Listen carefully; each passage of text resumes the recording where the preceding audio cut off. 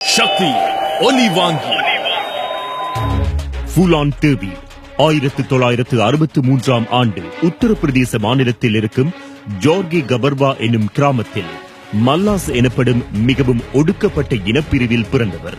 Bandit queen என்று பலராலும் அறியப்படும் ஃபூலான் தேவி இந்தியாவின் பிரபல கொள்ளைக்காரியாகவும் பின்னாளில் அரசியல்வாதியாகவும் திகழ்ந்தவர். 11 வயதில் ஃபூலான் தேவிக்கு திருமணம் நடந்தது.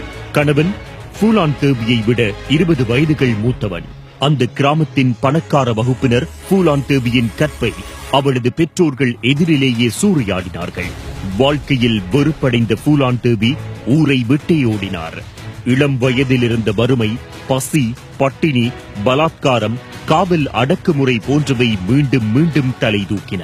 எனவே இவற்றையெல்லாம் எதிர்த்து போராட வேண்டும் என்ற துணிச்சலை உள்ளத்தில் சவாலாக ஏற்றுக்கொண்டார். ஒரு கொள்ளை கூட்டத்தில் இணைந்த ஃபூலான் தேவி ஒரு கொள்ளைக்காரியாக மிகுந்த ஆர்வத்துடன் இந்தியாவின் சாம்பல் பள்ளத்தாக்கில் கொள்ளை கூட்ட தலைவியாக வலம் வந்தார். இதனால் சாம்பல் கொள்ளைக்காரி என்று அழைக்கப்பட்டார். தனக்கு தீங்கு செய்தவர்களை ஒருவர் பின் ஒருவராக தீர்த்து கட்டினார்.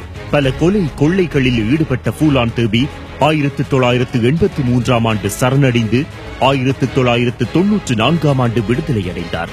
1996 இந்திய பாராளுமன்ற தேர்தலில் போட்டியிட்டு வெற்றி பெற்றார்.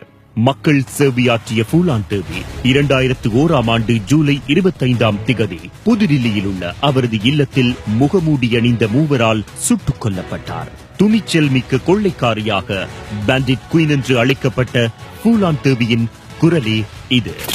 शायर भाई सराहना जो भी हमारे भाई और बहनों शुद्ध हिंदी आती है और हमें कोई भाषा आती नहीं है.